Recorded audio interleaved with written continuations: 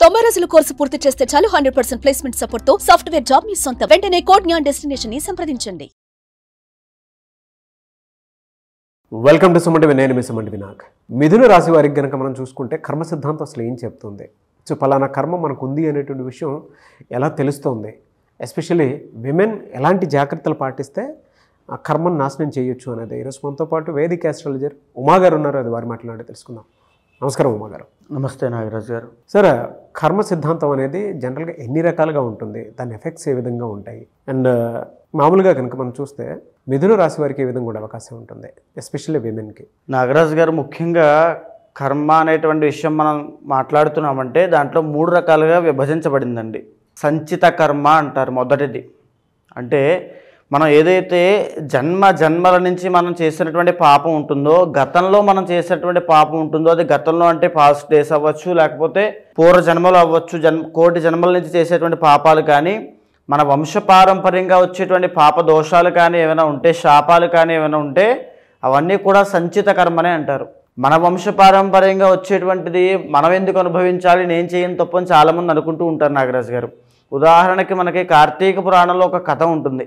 ఏమిటనంటే, ఒక మహారాజు తన కూతుర్ని డబ్బు కోసం వేరే వరుడికి అమ్మినప్పుడు ఆ మహారాజు చనిపోయిన తర్వాత తన 7వ తరమైనటువంటి గొప్ప మహారాజు అతను, ఆ 7వ తరం మహారాజు ఏ పాపము చేయనటువంటి వాడు స్వర్గంలో ఉంటే అతన్ని కూడా తీసుకుని నరకంలో పెడతారు.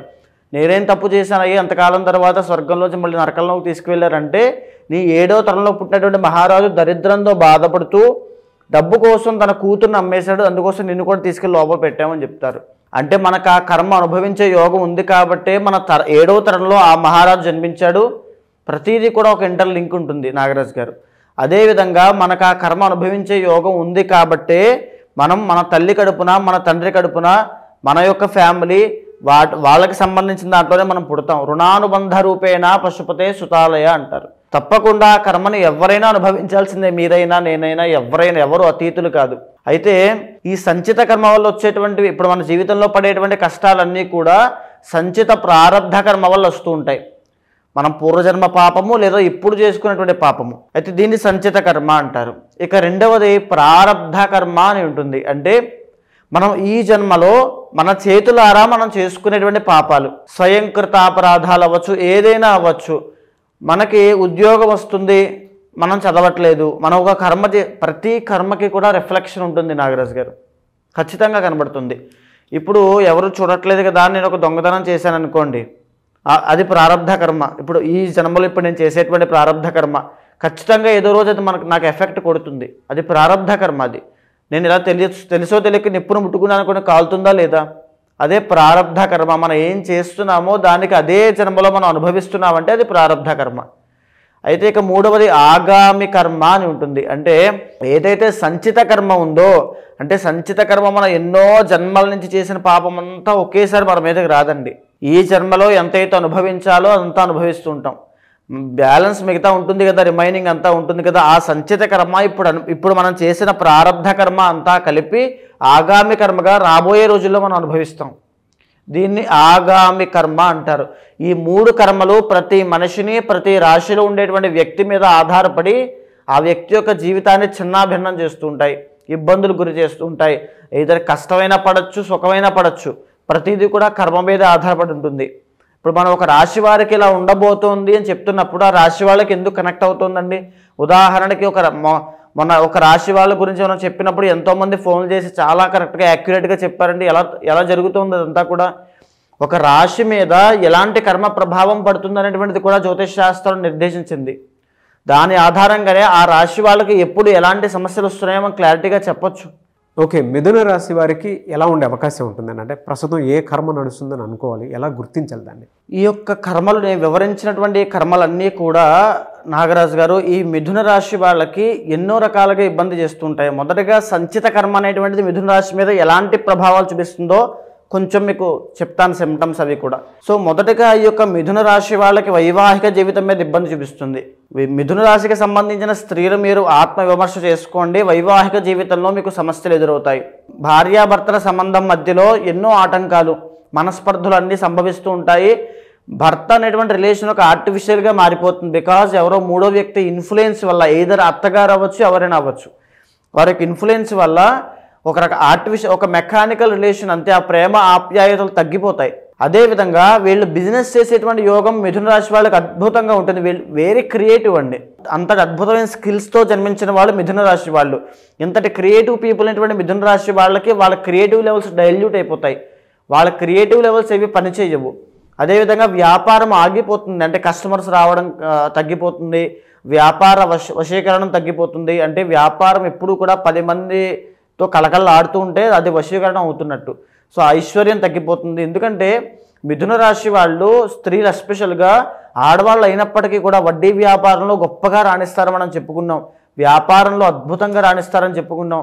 తర్వాత వ్యాపారంలో కూడా నెట్వర్క్ మార్కెటింగ్ అవ్వచ్చు, లేకపోతే జాబ్ చేసే వాళ్ళు కూడా నాకు జాబే కావాలనుకునే వాళ్ళు బ్యాంకింగ్ సెక్టార్లో అకౌంటెంట్స్ కింద, ఫండ్ మేనేజర్స్ కింద, లేకపోతే సిఏ చార్టెడ్ అకౌంటెంట్స్ కింద, లేకపోతే ఇక గురుడికి స్పిరిచువల్ టీచర్స్ కింద, ఆస్ట్రాలజర్స్ కింద అద్భుతమైనటువంటి లైఫ్ని వీళ్ళు కూర్చుని సంపాదించగలిగేటువంటి యోగాన్ని మిథున రాశి వాళ్ళకి ఖచ్చితంగా ఉంటుంది. ఎయిదర్ స్త్రీలు అవ్వచ్చు, అది పురుషులు అవ్వచ్చు. మనం మాట్లాడుకునేది స్త్రీల గురించి కాబట్టి ఈ సంచిత కర్మ అనేటువంటి ప్రభావం వల్ల వీళ్ళు కష్టపడతారు కానీ రిజల్ట్స్ రావు. ఈ యొక్క వృత్తి వ్యాపారాల్లో స్తంభన అనేటువంటిది జరుగుతుంది. Because 10th lord ruled by Jupiter అండి. కాబట్టి అక్కడ ఉండదు, ఆ గుర్తింపు ఉండదు. అండ్ మెజారిటీ ఆఫ్ మిథున రాశి స్త్రీలు కూడా చాలామంది ఫిలిం ప్రొడ్యూసింగ్లో, లేకపోతే డబ్బులు ఇన్వెస్ట్ చేసే స్టాక్ మార్కెట్స్లో, డబ్బును వ్యాపారం చేసేటువంటి ఎలాంటి వృత్తులు ఉన్నాయో అన్నిటిలోనూ వీళ్ళు అద్భుతంగా రాణిస్తారు. కానీ ఆ ఆర్థిక నష్టాలు అనేటువంటివి వీళ్ళు ఖచ్చితంగా చూస్తారు. ఎందుచేతంటే సంచిత కర్మ వల్ల అవన్నీ కూడా ఆ నష్టపోవడం, దానికి తగిన బాధని వీళ్ళు అనుభవించడం.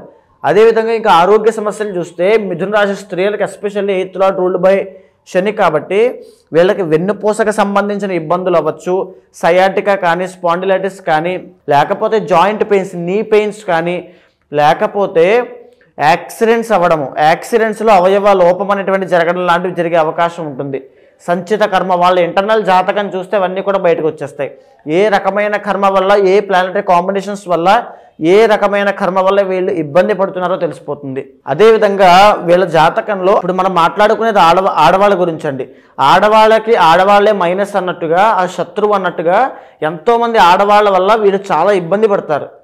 వీళ్ళు సహాయం చేసే గుణం అమితంగా ఉంటుందండి. ఎంతో సహాయం చేద్దాం అనుకుంటారు కానీ వీళ్ళు సహాయం చేసినప్పటికీ కూడా వాళ్ళు ఒక శత్రువులాగే చూస్తారు. వీళ్ళ అవసరానికి వాడుకుంటారంతే. ఈ మాట బాగా గుర్తుపెట్టుకోండి. అవసరం కోసం, అవకాశం కోసం వాడుకొని మిమ్మల్ని పక్కన పెడతారు. మీ యొక్క మంచితనాన్ని చేతకానితనంగా, చులకనగా చూస్తుంటారు. దానివల్ల వచ్చేటువంటి ఆ బాధని మీ చెవిన పడినప్పుడు మీరు అనుభవిస్తారు. అది సంచిత కర్మలోకి వస్తుంది.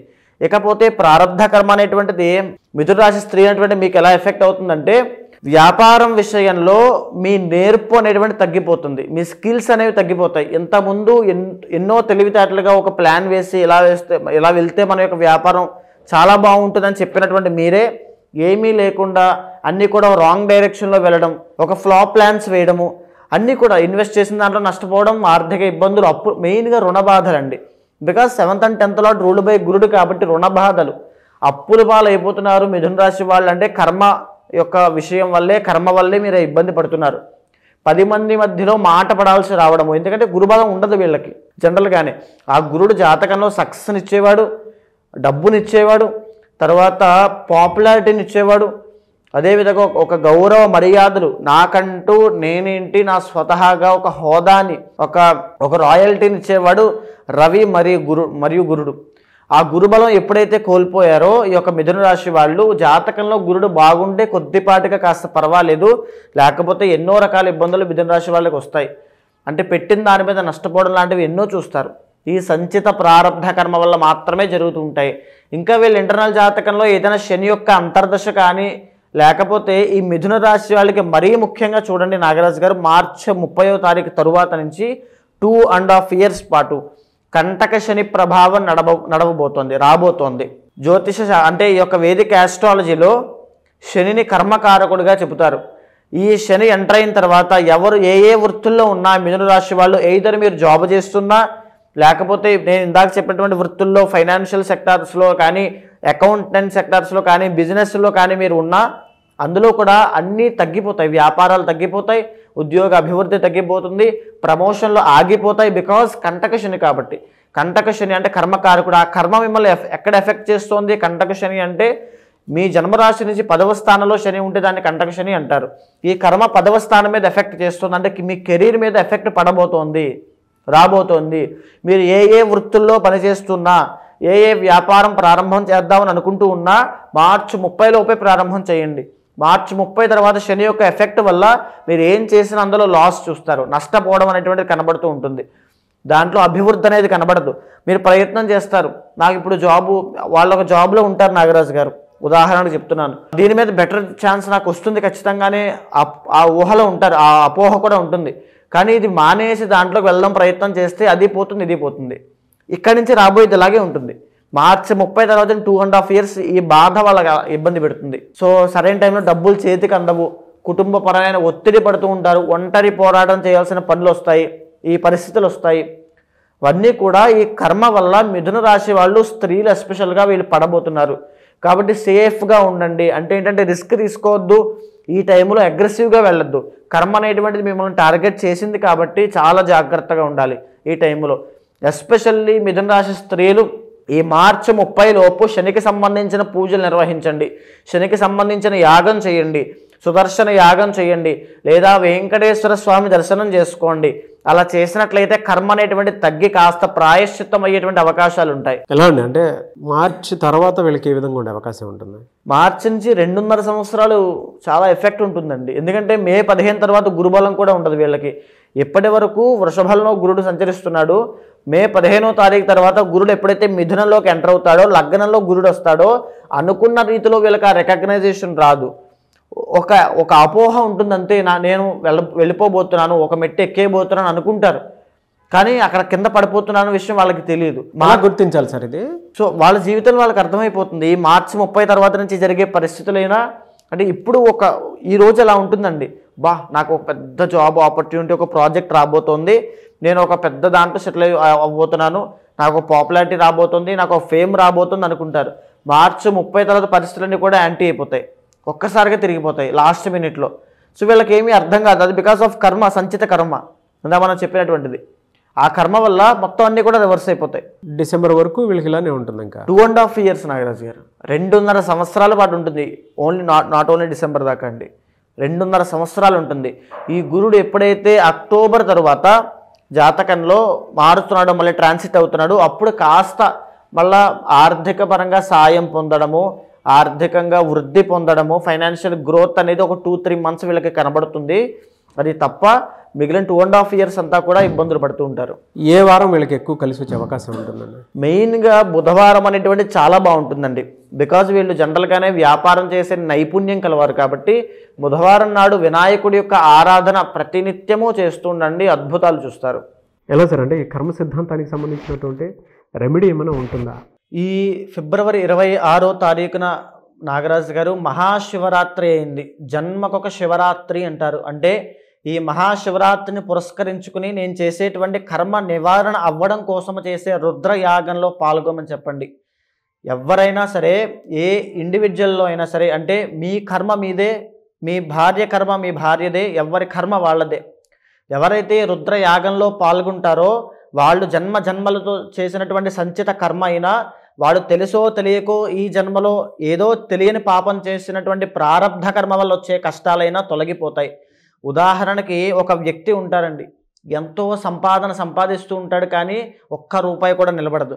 అవన్నీ కూడా ఇంట్లో ఉండేటువంటి వాళ్ళ ఆరోగ్య సమస్యలకి, వాళ్ళ చదువులకి, వాళ్ళ కష్టాలకి, వాళ్ళ కోరికలకి అన్నీ దానం చేస్తూనే ఉంటాడు. శ్రమదానం అవుతుంది, అన్నీ అయిపోతూనే ఉండే, జీవితం అలసి సొలసిపోతుంది తప్ప అతను ఏమాత్రం అనుభవించలేడు. అది కూడా ఒక కర్మే. జీవితాంతము మనశ్శాంతి లేకుండా అందరి కోసం కష్టపడడం కూడా ఒక కర్మే. ఎంత సంపాదన ఉన్నప్పటికీ కూడా తినడానికి తిన్న తర్వాత అరగకపోవడము, ఆ డయాబెటీస్ అవ్వచ్చు, బీపీ అవ్వచ్చు, ఇవన్నీ కూడా ఎక్కడి నుంచి వస్తున్నాయండి? సంచిత ప్రారబ్ధ కర్మల వల్లే వస్తున్నాయి. ఎప్పుడైతే కర్మ అనేటువంటిది నాశనం అవుతుందో ఆరోగ్యపరంగా ఒక మెరుగైన జీవితం ఉంటుంది. అదేవిధంగా ఒక మ్యారీడ్ లైఫ్లో ఇబ్బందులు వస్తున్నాయి, మాంగళ్య దోషం ఎందుచేత వస్తుంది అంటే సంచిత కర్మ వల్లే వస్తుంది. ఆ సంచిత కర్మ పోతేనే ఈ మాంగళ్య దోషం పోతుంది. 33 సంవత్సరాల దాకా వివాహం కావట్లేదు అంటే ఎందుచేత కావట్లేదు అంటే సంచిత కర్మ వల్లే కావడం లేదు. ఎప్పుడైతే కర్మ అనేటువంటిది నాశనం అవుతుందో, మూలమైనటువంటి కర్మ నాశనం జరిగినప్పుడు ఎలాంటి కోరికలు తీరాలన్నా తీరుతాయి, ఎలాంటి సమస్యలు పోవాలన్నా పోతాయి. మీరు ఇప్పుడే అన్నారు యజ్ఞాలు, యాగాలు, హోమాలు లాంటి లేదంటే పూజలు చేస్తే కర్మ నాశనం అవుతుంది అని. అండ్ ఇందాక ఒక మాట కూడా అంటం జరిగింది, కర్మను అనుభవిస్తేనే పోతుంది అని. అవునండి, అనుభవిస్తేనే పోతుంది అని చెప్పేసి అంటూ ఉన్నారు. అంటే పూజలు, యాగాలు చేస్తే నాశనం చేయొచ్చు అని చెప్పి, కర్మను నాశనం చేసేయచ్చు అని చెప్పేసి అంటూ ఉన్నారు. ఎలా అది? ఇక్కడ ముఖ్యంగా నాగరాజు గారు చాలామందికి ఉన్నటువంటి సందేహమే ఇది. అంటే కర్మ అనేటువంటిది అనుభవిస్తేనే పోతుంది కదా, మన కర్మ మనం అనుభవించాలి కానీ పూజలు చేస్తే ఎందుకు పోతుంది అని చాలామంది అనుకుంటూ ఉంటారు. ఉదాహరణకి ఒక మార్కండేయుడు అనేటువంటి ఒక మహాశివభక్తుడు, ఆయనకి 8 సంవత్సరాల వయసు ఉంది. ఆయన శివుడికి విపరీతమైనటువంటి ఆరాధన అంటే అభిషేకం చేస్తూ స్వామి యొక్క తపస్సులో, స్వామి యొక్క భక్తిలో మునిగి ఉన్నాడు. మునిగి ఉన్నప్పుడు ఆయన యొక్క ఆయుష్ అనేటువంటిది కంప్లీట్ అయిపోయింది. యమధర్మరాజు అంటే ప్రాణం తీసేటువంటి యమధర్మరాజు యమపాశంతో సహా వచ్చి, నాయన మార్కండేయ బయటికి రా, నీ ఆయుష్ పూర్తయిపోయింది, నీ ప్రాణం తీసుకెళ్లేటువంటి సమయం ఆసన్నమైంది, నువ్వు బయటికి రా అని పిలిస్తే, నేను రాను, నా పూజ శివ పూజ అయ్యేంత వరకు నేను బయటికి రాను అంటాడు. ఓకే, శివ పూజ ఎప్పుడు అవుతుంది అని యమధర్మరాజు అడిగితే, నా తల్లిదండ్రులు ముక్తికి వెళ్ళేంత వరకు కూడా నా శివ పూజ అవ్వదు అని చెప్తాడు. అయితే ఇలాంటి ఆటలన్నీ సాగవు, నీ ఆయుష్ కంప్లీట్ అయిపోయింది, నువ్వు శివుడి దగ్గర ఉంటే ఏంటి, ఎవరి దగ్గర ఉంటే ఏంటి అని చెప్పి ఆ యమపాశాన్ని విసురుతాడు. అప్పుడు మార్కండేయుడు భక్తితో శివుణ్ణి ఆలింగనం చేసుకుని చంద్రశేఖర చంద్రశేఖర చంద్రశేఖర పాహిమామని చంద్రశేఖరాష్టకం పాడితే, శివుడు శివలింగంలోంచి ఉద్భవించి ఎడంకాలతో యమధర్మరాజుని గుండెల మీద ఒక్క తన్నుతాడు. నా భక్తుణ్ణి నువ్వెవడరా ముట్టుకోవడానికని అని తన్ని ఆ మార్కండేయును చిరంజీవిగా చేస్తాడు. ఈ సృష్టి ఉన్నంత కాలము నువ్వు బ్రతికే ఉంటావు, నిన్ను ఆపేవాడు లేడని. ఇక్కడ ఈ కథలో కనిపించేటువంటి మార్కండేయుడు జీవుడు, వచ్చినటువంటి యమధర్మరాజు కర్మ, వచ్చినటువంటి శివుడే మన భక్తి, మనం చేసేటువంటి పూజ. అంటే ఈ మార్కండేయుడికి ఏదైతే తన సంచిత పాపకర్మ వల్ల ఆయుష్ అయిపోయిందో, ఆ కర్మ వల్లనే ఆయుష్ తీయడానికి యమధర్మరాజు వచ్చాడు. ఏదైతే ప్రారబ్ధ కర్మ అంటే ఇప్పుడు తను చేసుకునేటువంటి భక్తి, ఆ పూజ, ఆ యొక్క స్వామి యొక్క కటాక్షం ఏదైతే ఉందో, స్వామి ఆ భక్తి రూపంలో వచ్చి కర్మని నాశనం చేసిందా, చేయలేదా? అవును. భక్తి అనేటువంటి ఒక మాధ్యమంగా మారి కలియుగంలో ఈ పూజల రూపంలో మన కర్మ అనేటువంటిది నాశనం అవుతూ ఉంటుంది. సో అందుకే మీరు 26న కర్మ నివారణ అవ్వడం కోసం రుద్రయాగం అనేటువంటి చేయడం జరుగుతోంది. ఎవ్వరు పాల్గొన్నా సరే వాళ్ళందరికీ కూడా సంచిత ప్రారబ్ధ కర్మ పోయేటట్టుగా ఆ రుద్రయాగంలో సంకల్పం చెప్పడం వల్ల ఏదైతే ఒక మనిషి ఆ మోయలేనటువంటి కర్మ బరువు ఉంటుందో దానిని ఆ తక్షణ మరుక్షణం నుంచి ఆ కర్మ అనేటువంటిది నాశనం అయిపోతుంది. సో ఎవరన్నా అప్రోచ్ అవ్వాలి అనుకుంటే ఎలా అండి? మీకు కింద కనిపించేటువంటి నెంబర్కి కాంటాక్ట్ అయితే మా వాళ్ళు మీకు పూర్తిగా వివరాలన్నీ ఇస్తారు, దానికి సంబంధించిన వివరాలన్నీ కూడా చెప్తారు. ఖచ్చితంగా కాంటాక్ట్ అవ్వండి. ఏ విషయాలు కూడా, ఏ నియమాలు పాటించాలి, ఏ మంత్రజపం చేయాలో కూడా స్వయంగా నేనే చెబుతాను. ఎనివే సార్, థ్యాంక్ యూ అండి, థ్యాంక్ యూ సో మచ్ అమ్మ గారు. నమస్తే. చూసారు కదండి వీడియో. ఈ వీడియోపై మీ అభిప్రాయాన్ని కమెంట్ బాక్స్లో పోస్ట్ చేయండి. అండ్ ముఖ్యంగా మీరు కనుక 26న అది కూడా మహాశివరాత్రి రోజు జరిగేటువంటి రుద్రయాగంలో పాల్గొనాలి అనుకుంటే స్క్రీన్ మీద మీకు కాంటాక్ట్ నెంబర్ కనిపిస్తుంది ఉమా గారిది. దానికి మీరు కాల్ ఆర్ మెసేజ్ వాట్సాప్ చేసి ఆ ప్రాసెస్ ఏంటో తెలుసుకోవాలి అనుకుంటే కూడా తెలుసుకోవచ్చు. లేదా మీరు డైరెక్ట్గా రుద్రయాగంలోకి పాల్గొనాలి అనుకున్నా కూడా డీటెయిల్స్ కోసం స్క్రీన్ మీద కనిపిస్తున్న నెంబర్ సంప్రదించండి. అండ్ ఈ వీడియో లైక్ చేయండి, షేర్ మాత్రం తప్పకుండా చేయండి. ఇలాంటి మరిన్ని వీడియోస్ కోసం మా ఛానల్ ఫాలో అవ్వండి. Thank you.